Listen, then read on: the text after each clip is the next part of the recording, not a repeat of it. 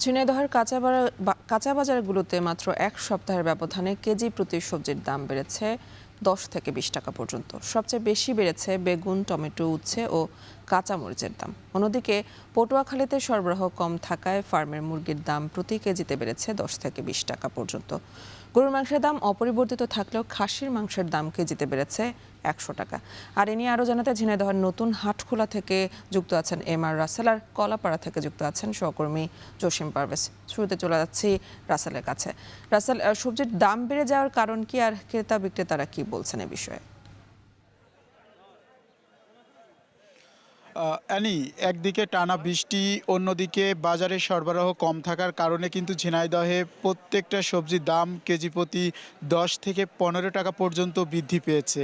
আমি এই মুহূর্তে রয়েছি ঝিনাইদহের অন্যতম বড় যে সবজি বাজার রয়েছে নতুন হাটখোলা সবজি বাজারে, এবং সকাল থেকে এ বাজারের কৃষক বিক্রেতাদের সঙ্গে কথা বলেছি। তারা আমাদেরকে জানিয়েছেন যে গত এক সপ্তাহের তুলনায় এ বাজারে প্রত্যেকটা সবজির দাম কিন্তু 10 থেকে 15 টাকা পর্যন্ত বৃদ্ধি পেয়েছে। তবে 2 দিনের ব্যবধানে কাঁচা মরিচের দাম কিন্তু কিছুটা কমেছে। আমরা দেখেছি গত সপ্তাহে কাঁচা মরিচ 320 থেকে 350 টাকা কেজি দরে বিক্রি হলেও আজকের বাজারে কিন্তু 150 থেকে 170 টাকা কেজি দরে বিক্রি হচ্ছে, এবং এই অঞ্চলের কৃষকরা সকাল থেকেই কিন্তু এ বাজারে সবজি আনতে শুরু করেন এবং দিনভর বেচা বিক্রি করেন। আজকের বাজার দরটা যদি একটু জানিয়ে রাখি, তাহলে বেগুন গত সপ্তাহে 70 থেকে 85 টাকা কেজি দরে বিক্রি হলো, আজকের বাজারে কিন্তু 80 থেকে 100 টাকা প্রকারভেদে বিক্রি হচ্ছে। টমেটো 105 থেকে 115 টাকা কেজি দরে বিক্রি হচ্ছে। উচ্ছে 70 থেকে 75 টাকা কেজি দরে বিক্রি হচ্ছে। মিষ্টি কুমড়ো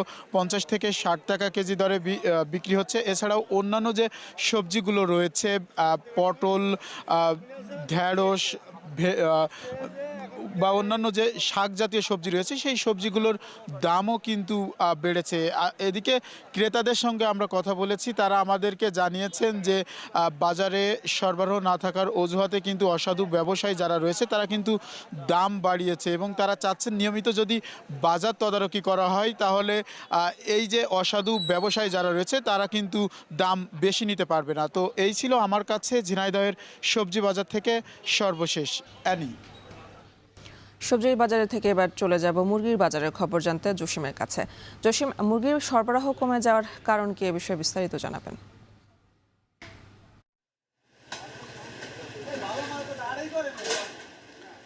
মুরগি সরবরাহ কমার কারণ হিসেবে যে সকল ব্যবসায়ী রয়েছেন তারা জানিয়েছেন যে মুরগির উৎপাদন অনেকটাই কমেছে, কেননা এখন বর্ষা মৌসুম, আর বর্ষা মৌসুমে অনেক রোগ বালাই দেখা দেয় মুরগির ফার্মে। সে কারণেই কিন্তু মুরগির উৎপাদনটা অনেকটাই কমেছে, আর মুরগির দাম কমার কারণে এখানকার দামটা কিছুটা বেড়েছে। তো আমরা এখন রয়েছি পটুয়াখালীর কলাপাড়া যে নাচনাপাড়া মুরগি বাজার। এখানে আপনি দেখতেই পাচ্ছেন, এখানে ব্রয়লার মুরগি আজ বেচা বিক্রি হচ্ছে 170 টাকা কেজিতে, বেড়েছে 10 টাকা। কালার বার্ড মুরগি বিক্রি হচ্ছে 280 টাকা, এটির দাম অপরিবর্তিত অবস্থায় রয়েছে। লাল কক মুরগি বিক্রি হচ্ছে 370 টাকা, সেটি কেজিতে বেড়েছে 20 টাকা। এছাড়া যে অন্যান্য মুরগি, দেশি মুরগি রয়েছে, সেগুলো বিক্রি হচ্ছে 450 টাকা থেকে 500 টাকা পর্যন্ত কেজিতে বেড়েছে। এখানে 50 টাকা বেড়েছে।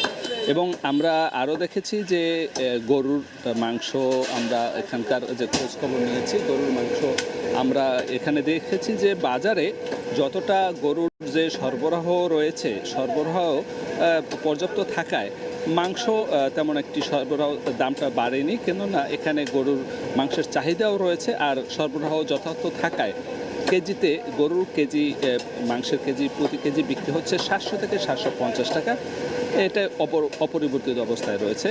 খাসির মাংস বিক্রি হচ্ছে 1200 টাকা, এখানে কেজিতে বেড়েছে প্রায় 100 থেকে 150 টাকা কেজিতে বেড়েছে।